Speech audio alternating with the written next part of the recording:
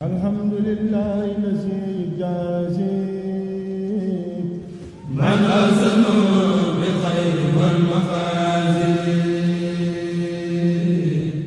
أعوذ بالله من الشيطان الرجيم بسم الله الرحمن الرحيم barke borom Tuuba assalaamu aleykum wa rahmatullahi taala wa barakatuhu mbokki jullit yi mbokki taalibe yi rawatina waa fédération almaharif bu Serigne Cheikhouna Mbacké moom Cheikh Abdoul Ahad ñoo ngi koy ñaanal bu baax suñu borom yàggal ko fi lool te wéral ko ci barke borom Tuuba ñoo ngi leen di fàttali liggéey bi nga xam ni dañu ko jot ci ndigalu Serigne bi muy bâtiment bi nga xam ni moom lañu koy liggéeyal Touba Belel muy mel ni dox na jéego waaye nag des na ay jéego ñu fas yéene woon ci ndigalu Serigne Abdou Samad moom Serigne Cheikhouna di coordonnateur fédération bi ñu soññat mbokki taalibe yépp góor jigéen mag ak ndaw ndigal li mooy képp koo xam ni jëwriñ nga ci fédération bi nga soññ sa mbooloo soññ say membre ñoom it ku ci nekk soññ njabootam góor ñi ak jigéen ñi mag ñi ak ndaw ñi bu ko defee ñu waajal daje bu mag bi ñuy def màggalu Kazu Rajab muy dëppoo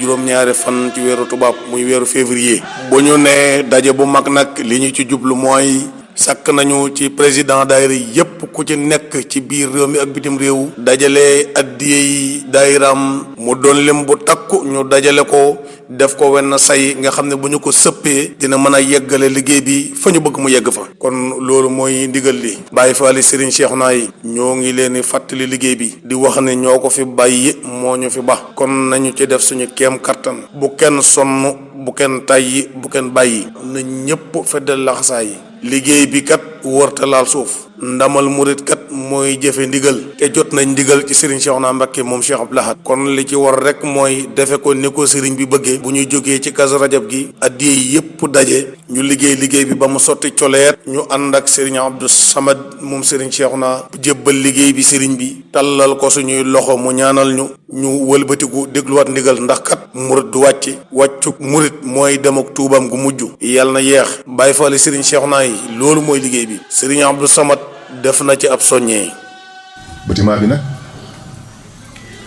daanaka mooy waxtaan bi dëgg-dëgg ginnaaw bu ñu waxtaanee ci lu weesu ko noppi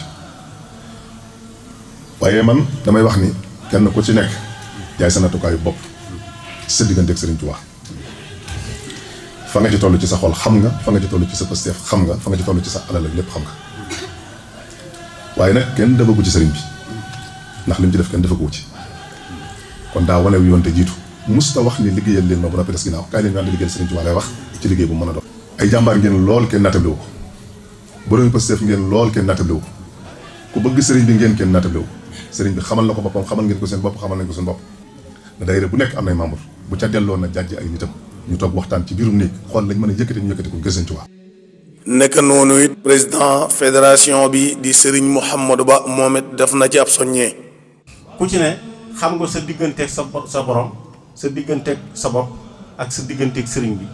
ñu def foofu suñu jaayante lu nu man ñu di ko def waaye li gën a wér mooy li nga xam ni sëñ bi da koo bëgg te nu xam ko te mu sant na ko rawatina bâtiment bii nan ci def suñu yitte mu sotti léegi nag liy jëm mi ñëw fii ci barab bii bokk na ci képp koo xam ni ñëw nga fi na nga xam ni bâtiment baa ngi nii fii la toll te dañoo bëgg mu yegg waaw def nañ ci nag ay effort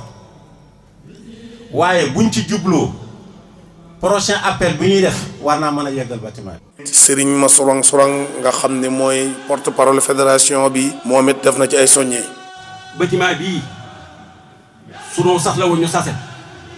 amut damaa joxe woon yegg na moom bala koo def ñu waat leen ngeen daje bii ñu ànd ko sëñ Abdou Samad nii jël caabi ji teg ko ci loxoom mu ànd ak ñun dem ci sëñ bi jël caabi teg ko ci loxol sëñ bi waaye mënoo tàmbali dara joxe ca benn beex joxe yaa xam bu doon téeméeri junni sax yaa xam nga wëlbati bi xanaa yegg na bu ñëpp defee ne yow du yegg te bu fekkee danoo roj Serigne Abdou Lahad nii suñu yaakaar te ëllëg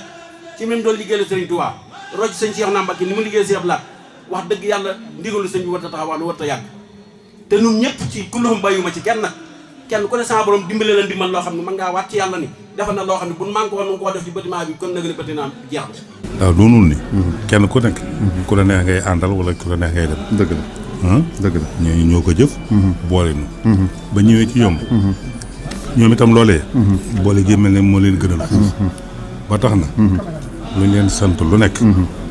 ñu def ca lu ñu man ak lu ñu mënul waaye nag Sëñ Blaat mi ma booleeg ñoom moom laa leen di booleel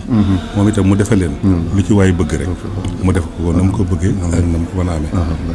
lu ci waay bëgg rek mu am ko amin woo xam ne bi bu kawee njortam lay doon ci barke Cheikh Abdoulaye waaw